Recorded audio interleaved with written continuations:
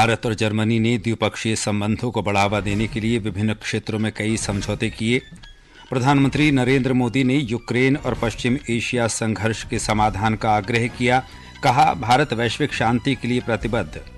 भारत और चीन के सैनिकों ने पूर्वी लद्दाख में 4 साल से अधिक समय तक चले गतिरोध के बाद देपसांग और डेमचोक से पीछे हटना शुरू किया। झारखंड में विधानसभा चुनाव के लिए पहले चरण की नामांकन प्रक्रिया आज समाप्त। ओडिशा और पश्चिम बंगाल में राहत और बचाव अभियान युद्ध स्तर पर जारी। भीषण चक्रवात दाना गहरे दबाव में बदला। और पुणे क्रिकेट टेस्ट मैच में न्यूजीलैंड ने दूसरे दिन भारत पर 301 रन की बढ़त बनाई। समाचार संध्या के साथ मैं अतहर सईद। भारत और जर्मनी ने द्विपक्षीय संबंधों को बढ़ावा देने के लिए हरित हाइड्रोजन, नवाचार और प्रौद्योगिकी के क्षेत्र में कई समझौतों पर आज हस्ताक्षर किए। प्रधानमंत्री नरेंद्र मोदी और जर्मनी के चांसलर ओलाफ शोल्ज के बीच प्रतिनिधिमंडल स्तर की वार्ता के बाद नई दिल्ली में ये समझौते हुए। दोनों देशों ने नवाचार और प्रौद्योगिकी के लिए प्रतिबद्धता व्यक्त की। कौशल विकास और व्यावसायिक शिक्षा तथा प्रशिक्षण के क्षेत्र में सहयोग पर समझौता ज्ञापन पर भी हस्ताक्षर किए। प्रधानमंत्री ने यूक्रेन और पश्चिम एशिया में चल रहे संघर्षों के मद्देनजर शांति बहाली के लिए भारत की प्रतिबद्धता दोहराई। यूक्रेन और पश्चिम एशिया में चल रहे संघर्ष हम दोनों के लिए चिंता के विषय है। भारत का हमेशा मत रहा है कि युद्ध से समस्याओं का समाधान नहीं हो सकता और शांति की बहाली के लिए भारत हर संभव योगदान देने के लिए तैयार है। प्रधानमंत्री ने कहा कि आज दोनों देशों के बीच कई नई शुरुआत हुई हैं। आज हमारे innovation and technology road map launch किया गया है। Critical and emerging technologies, skill development और इनोवेशन में होल ऑफ गवर्नमेंट अप्रोच पर भी सहमति बनी है। इससे आर्टिफिशियल इंटेलिजेंस, सेमीकंडक्टर और क्लीन एनर्जी जैसे क्षेत्रों में सहयोग को बल मिलेगा। श्री मोदी ने कहा कि संयुक्त राष्ट्र सुरक्षा परिषद सहित कई संस्थानों में सुधार की जरूरत है। इंडो पैसिफिक क्षेत्र में अंतर्राष्ट्रीय कानूनों के तहत फ्रीडम ऑफ नेविगेशन और रूल ऑफ लॉ सुनिश्चित करने पर हम दोनों एकमत है। हम इस बात पर भी सहमत है कि 20वीं सदी में बनाए गए ग्लोबल फोरम 21वीं सदी की चुनौतियों से निपटने में सक्षम नहीं है। यूएन सिक्योरिटी काउंसिल सहित अन्य मल्टीलेटरल इंस्टीट्यूशंस में रिफॉर्म्स की आवश्यकता है। भारत और जर्मनी इस दिशा में सक्रिय रूप से सहयोग करते रहेंगे। जर्मन चांसलर ने कहा कि जर्मनी यूरोपीय संघ में भारत का सबसे महत्वपूर्ण व्यापारिक भागीदार बन गया है और वो आर्थिक सहयोग को और मजबूत करने के लिए प्रतिबद्ध है। इससे पहले दोनों नेता हैदराबाद हाउस में सीईओ फोरम में शामिल हुए।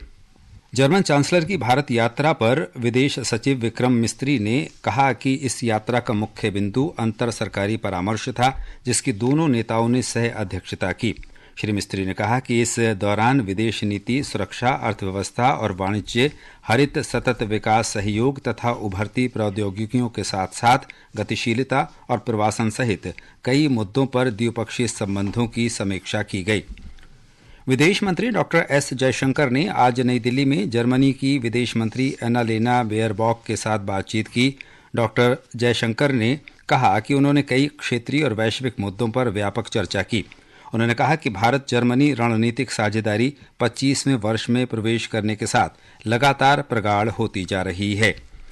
वाणिज्य और उद्योग मंत्री पीयूष गोयल ने कहा है कि भारत की भौतिक, डिजिटल और सामाजिक ढांचागत क्षमता और जर्मनी की अभियांत्रिकी में विशेषज्ञता जब एक साथ आएगी तो ये विश्व के लिए काफी महत्वपूर्ण साबित होगा।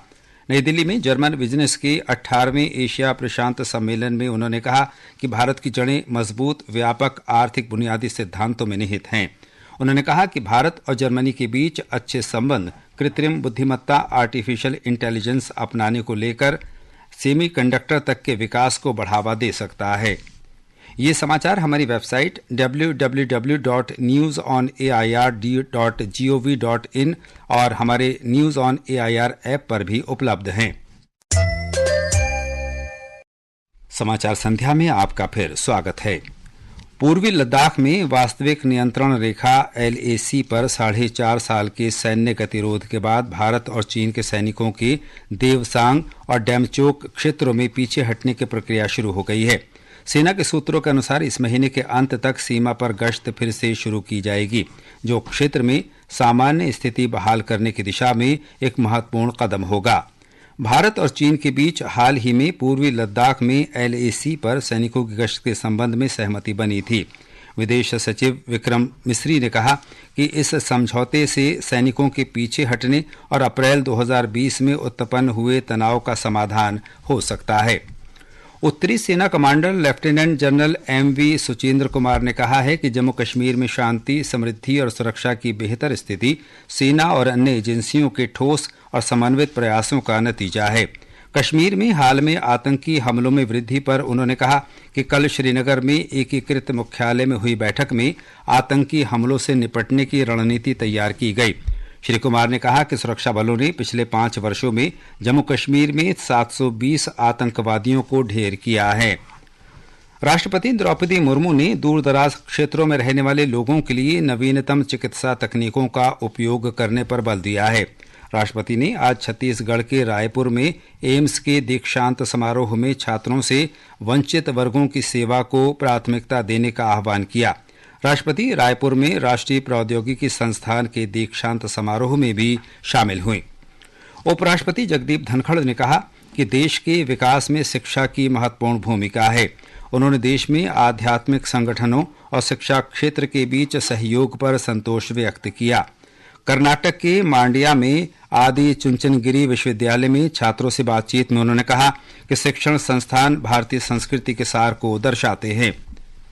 केंद्र ने 21वीं पशुधन गणना के साथ पशुओं में महामारी से निपटने की तैयारियों तथा देश में पशु स्वास्थ्य सुरक्षा सुदृढ़ीकरण पर आज महामारी निधि परियोजना की शुरुआत की।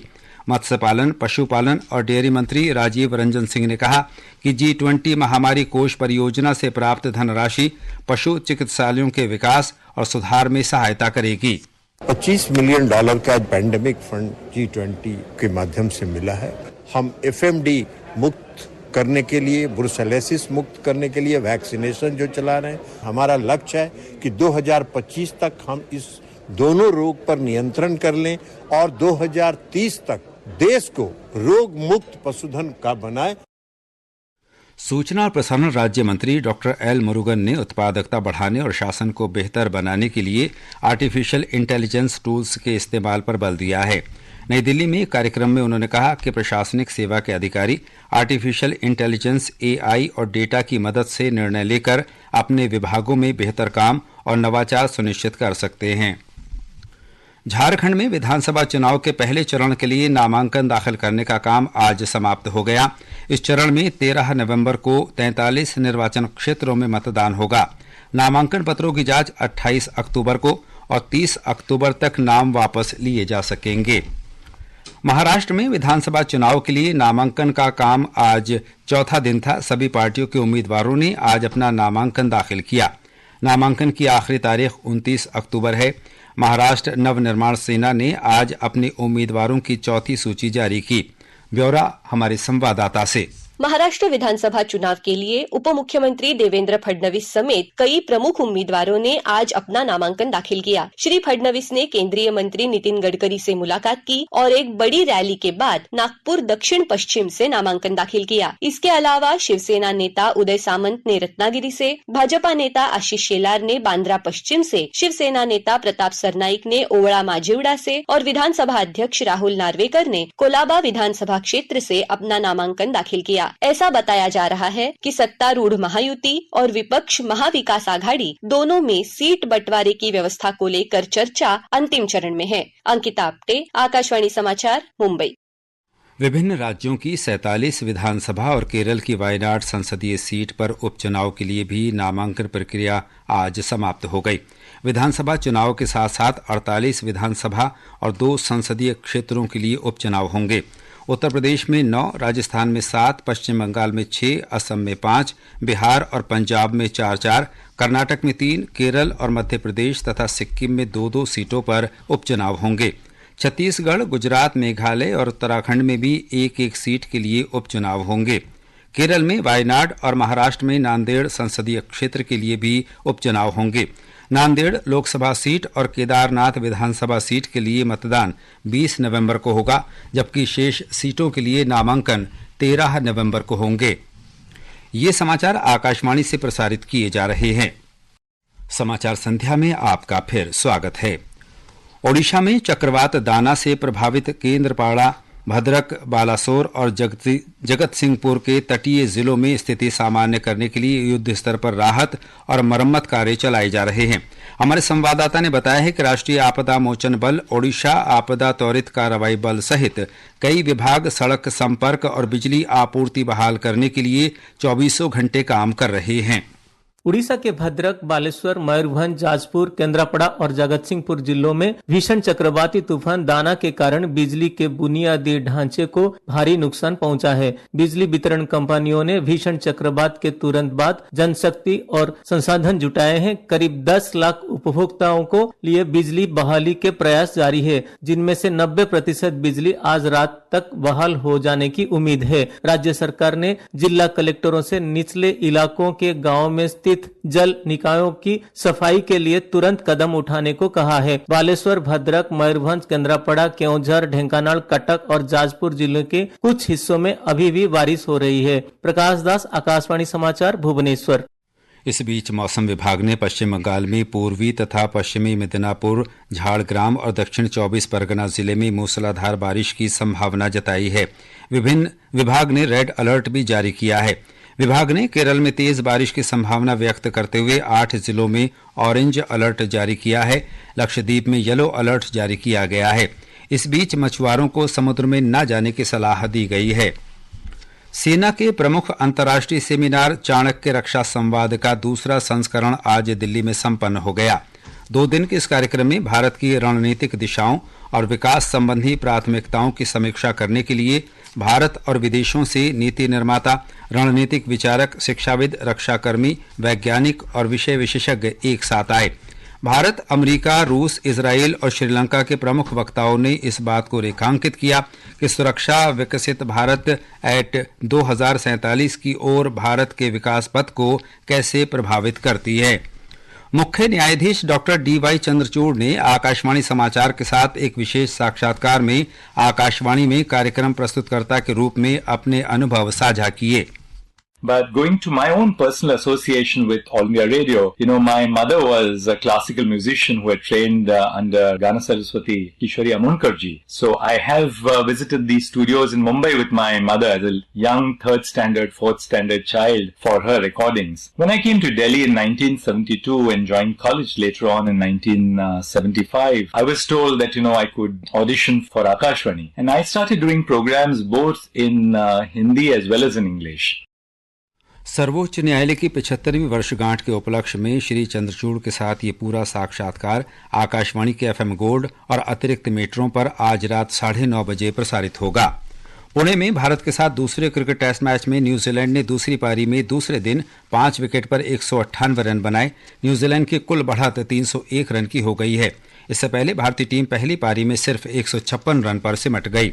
उधर मलेशिया में सुल्तान जोहोर कप हॉकी में आज भारतीय जूनियर हॉकी टीम और न्यूजीलैंड के बीच मुकाबला 3-3 गोल से ड्रॉ रहा। दिवाली और छठ पूजा के दौरान यात्रियों की सुविधा के लिए उत्तर रेलवे कल से 7 नवंबर तक विशेष रेलगाड़ियों के 195 अतिरिक्त फेरे लगाएगा। और अंत में मुख्य समाचार एक बार फिर। भारत और जर्मनी ने द्विपक्षीय संबंधों को बढ़ावा देने के लिए विभिन्न क्षेत्रों में कई समझौते किए। प्रधानमंत्री नरेंद्र मोदी ने यूक्रेन और पश्चिम एशिया संघर्ष के समाधान का आग्रह किया। कहा, भारत वैश्विक शांति के लिए प्रतिबद्ध। भारत और चीन के सैनिकों ने पूर्वी लद्दाख में 4 साल से अधिक समय तक चले गतिरोध के बाद देपसांग और डेमचोक से पीछे हटना शुरू किया। झारखंड में विधानसभा चुनाव के लिए पहले चरण की नामांकन प्रक्रिया आज समाप्त। ओडिशा और पश्चिम बंगाल में राहत और बचाव अभियान युद्ध स्तर पर जारी। भीषण चक्रवात दाना गहरे दबाव में बदला। और पुणे क्रिकेट टेस्ट मैच में न्यूजीलैंड ने दूसरे दिन भारत पर 301 रन की बढ़त बनाई। इसके साथ ही समाचार संध्या का ये अंक समाप्त हुआ। नमस्कार।